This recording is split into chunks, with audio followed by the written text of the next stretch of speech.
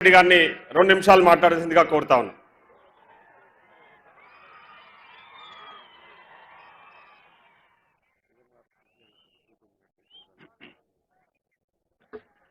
డెబ్బై ఏండ్ల పాలమూరు గోస, 70 ఏండ్ల తన్లాట, 70 సంవత్సరాల కన్నీళ్లు, 70 సంవత్సరాల అగచాట్లు తీర్చే మునగాడొచ్చిండని చెప్పి ఈ రోజు పాలమూరు నేల పులకించిపోతా ఉంది.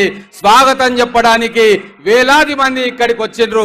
లక్షలాది మంది టీవీలలో ఇంట్లో కూర్చొని తన ముంగిట పుట్టిన బిడ్డ, ముందు అడుగులేసుకుంటూ పెరిగిన బిడ్డ ఈ రోజు ఇంతింతై వటింతైనట్టు ఒక మహావృక్షంలాగా ముఖ్యమంత్రి రూపంలో ఈ పవిత్ర పాలు పొంగే పాలమూరు గడ్డ మీద అడుగుపెట్టిన మన ముఖ్యమంత్రి, గౌరవ ముఖ్యమంత్రి రేవంత్ రెడ్డి గారు వేదిక మీద ఉన్న పిలవగానే ఆప్యాయంగా వచ్చి మమ్మల్ని ఆశీర్వదించి వరాల జల్లు కురిపించడానికి వచ్చిన మన పెద్దలు మంత్రివర్యులు దామోదర్ రాజనరసింహ గారు, కోమటిరెడ్డి వెంకటరెడ్డి గారు, అలాగే వేదిక మీద ఉన్న అతిరథ మదహారథులు మన స్థానిక మంత్రి గారు జూపల్లి కృష్ణారావు గారు, మహబూబ్ నగర్ జిల్లా 14 నియోజకవర్గాల్లో రేవంత్ రెడ్డి గారిని ముఖ్యమంత్రి చేసుకుందామని చెప్పి 12 మంది ఎమ్మెల్యేలను గెలిపించిన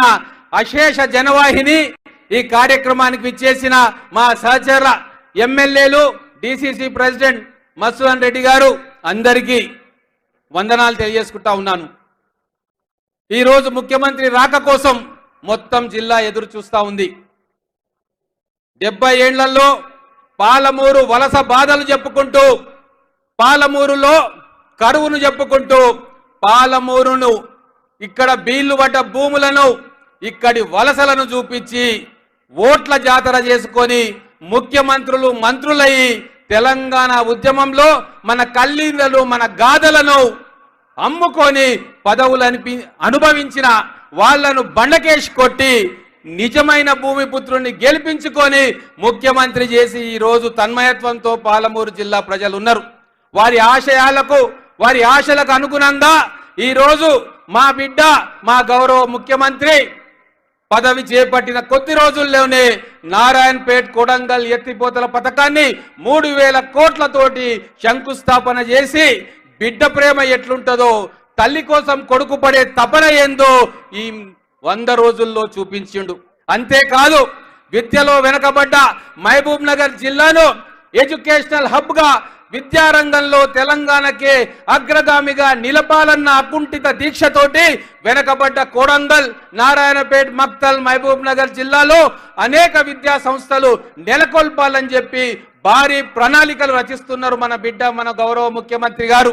వారి ఆశయ సాధనలో, వారి అడుగులకు మడుగెత్తి, వారి అడుగుజాడల్లో మా జిల్లా ఎమ్మెల్యేలందరూ కూడా అభివృద్ధి పథంలో మన జిల్లా ప్రజలను, మన జిల్లాకు వారిని సంతోషపెట్టడానికి అహర్నిశలు కృషి చేస్తూ ఉన్నాం.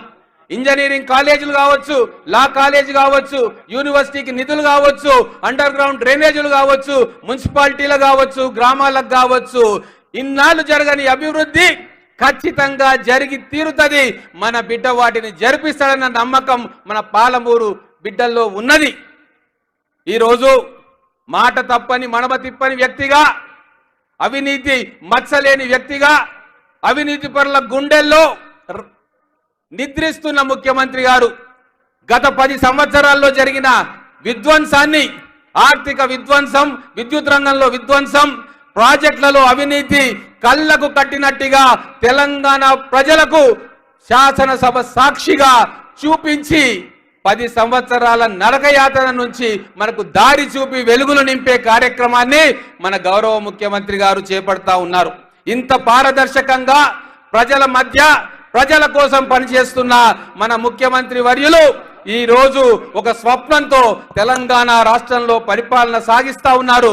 మన పాలమూరే కాదు, రంగారెడ్డి, నల్లగొండ జిల్లాలకు సాగునీరు అందించడానికి అనేక ప్రాజెక్టులకు శ్రీకారం చుట్టిండు.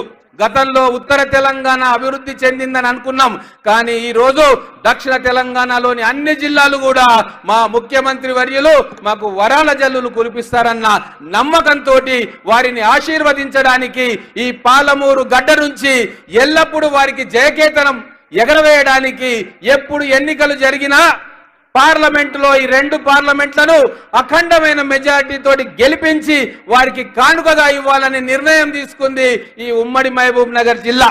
ఇంత పెద్ద ఎత్తున తరలి వచ్చి మన ముఖ్యమంత్రి గారికి ఆశీర్వదించి మా అందరికీ వెన్నుతట్టి ప్రోత్సహించడానికి వచ్చిన మా పాలమూరు బిడ్డలందరికీ కూడా చేతులెత్తి నమస్కారం చేస్తూ నాకు ఈ అవకాశం ఇచ్చినందుకు ధన్యవాదాలు తెలుపుతా ఉన్నాను.